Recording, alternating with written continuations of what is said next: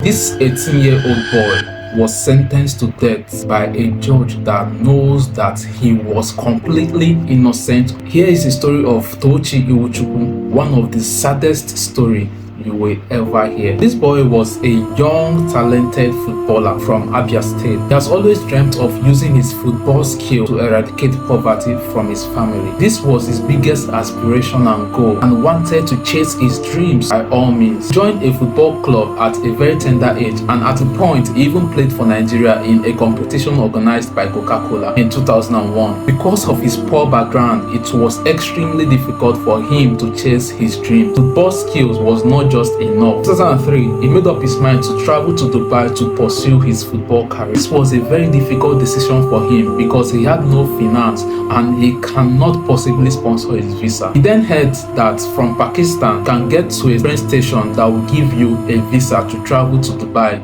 by train. He decided to head to Pakistan because it was very cheap then to travel to Pakistan. Getting to Pakistan, he discovered that it was all a lie. No train station anywhere in Pakistan that can actually give you a visa to Dubai. He was stranded and frustrated. He had no money to even go back home. He then decided to become a refugee in Pakistan. He camped in one of the Catholic churches in Pakistan where he felt more safe and have enough time to plan his next move. One day, he met a Nigerian man in Pakistan named Mr. Smith. He was very excited to meet a Nigerian man in a strange land after a very long time. And Mr. Smith was also an Igbo man. Nurtured their familiarity. Mr. Smith took in Tochi. He accommodated him, fed him, and even promised to sponsor his visa to Dubai and also sponsor his football career. According to him, he attempted to process Tochi's visa, but unfortunately the requirements were not met, and Tochi went back to being stranded again in Pakistan. Until 2004, Mr. Smith approached Tochi and told him he needed his help. He had a friend in Singapore who was very sick, also a Nigerian.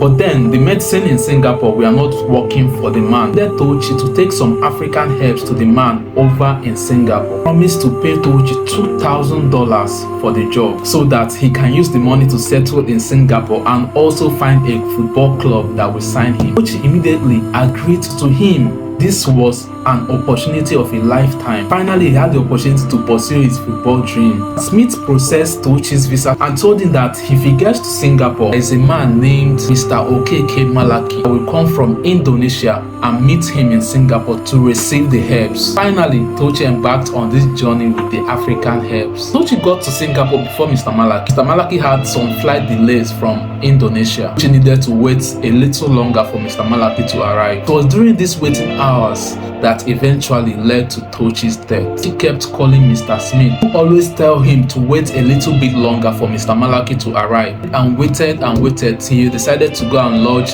in one of the hotels in the airport. When he got to the hotel, he was told that all the rooms in the hotel were fully booked and he had to wait until someone leaves. Tochi waited at the reception for over 12 hours. Receptionist now got suspicious and now had to call the police to question Tochi. The police finally arrived. Tochi was totally unbothered because he has not committed any crime. He narrated everything that happened to them. After the interrogation, they decided to search Tochi. That was when they discovered over 100 capsules of what looked like medicine, which Tochi said to be African herbs for Mr. Malaki. At this point, the police already knew that it wasn't an African herb, but heroin, a very illegal drug in Singapore. Till now, Tochi never realized the mess he was into. The police then took time to explain to him that what he was carrying is not an African herb, but over 700 grams of heroin at that time was worth $1 million. He told him to play along and continue communicating with Mr. Smith so that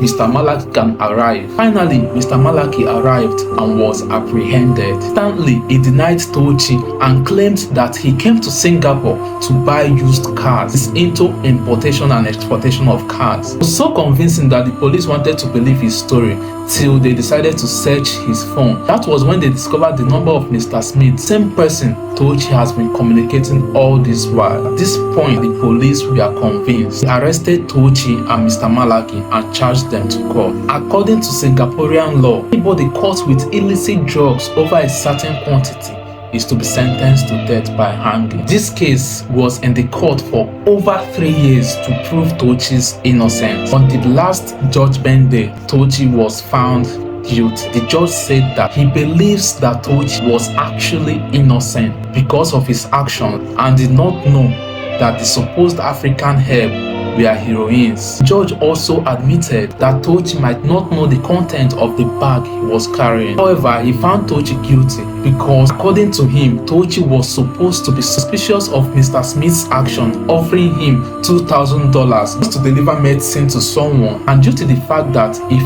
it went successfully, Tochi would have been paid $2,000 for the job, he sentenced Tochi and Mr. Malak to death by hanging.